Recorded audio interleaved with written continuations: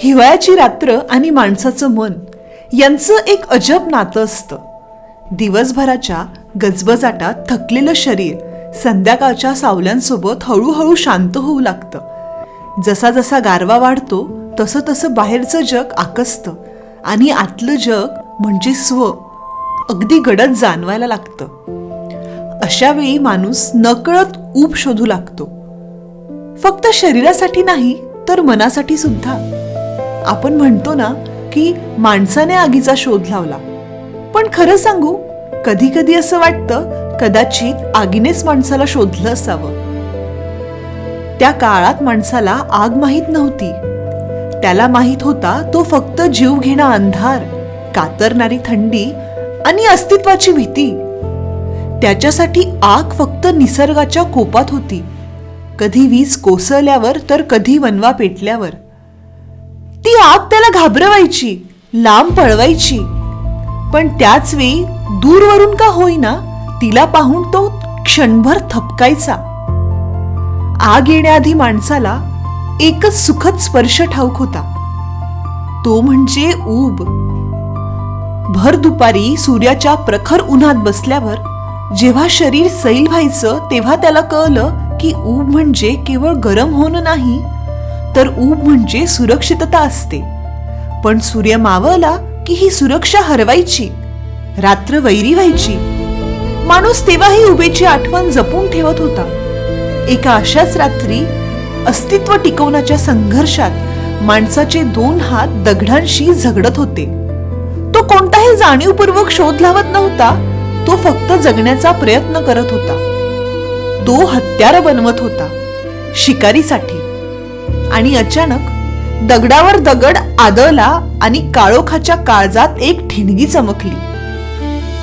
ती ठिणगी छोटी होती, क्षणभंगूर होती, पण त्या लख्ख प्रकाशात माणसाला काहीतरी ओळखीचं वाटलं. ती ठिणगी म्हणजे जणू हाताच्या अंतरावर असलेला एक छोटासा सूर्यच होता. पहिल्यांदाच सूर्य जमिनीवर उतरल्याचा त्याला भास झाला. त्या क्षणी माणूस घाबरून पळाला नाही, तर कुतूहलाने थांबला. हळूहळू ही आग स्थिर झाली. माणसाने तिला जपायला शिकलं आणि आगीने माणसाला घडवायला सुरुवात केली. जंगलात भटकणारा माणूस जेव्हा पहिल्यांदा आगीजवळ स्थिर झाला तेव्हा त्याने फक्त ऊब मिळवली नाही, तर त्याने थांबणं शिकलं. भीतीकडून विश्वासाकडे जाणारा तो पहिला प्रवास होता. आगीने माणसाला फक्त बोलायला नाही तर ऐकायला देखील शिकवलं. शेकोटीच्या त्या नाचणाऱ्या ज्वाळांसमोर पहिल्यांदा गोष्ट जन्माला आली.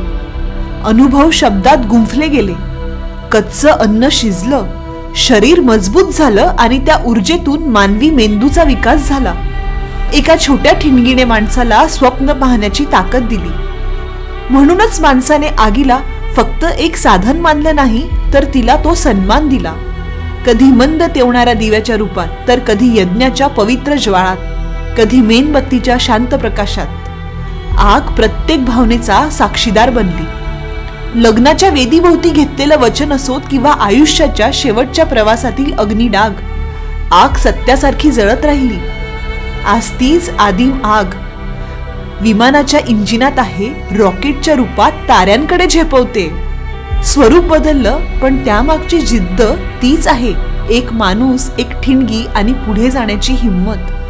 जोपर्यंत माणूस स्वप्न पाहत राहील तोपर्यंत आगीची ही गोष्ट कधीच संपणार नाही. आज आपण आगीचा हा प्रवास पाहिला, तिच्या उभेपासून तिच्या अफाट शक्तीपर्यंत. आता मला तुमच्याकडनं ऐकायला आवडेल, तुमच्या आयुष्यात आग कोणत्या रूपात आहे? तुमच्या स्वयंपाकघरातील तृप्त करणारी चूल की तुमच्या ध्येयासाठी मनात पेटलेली ती जिद्द? तुमच्यासाठी आगीचा अर्थ काय हे मला कमेंट बॉक्समध्ये नक्की कळवा. माणूस, निसर्ग आणि विचार यांना जोडणाऱ्या अशाच कथांसाठी मंथन संवादला सबस्क्राईब करायला विसरू नका. आता आपण भेटूया पुढच्या अंकात. धन्यवाद.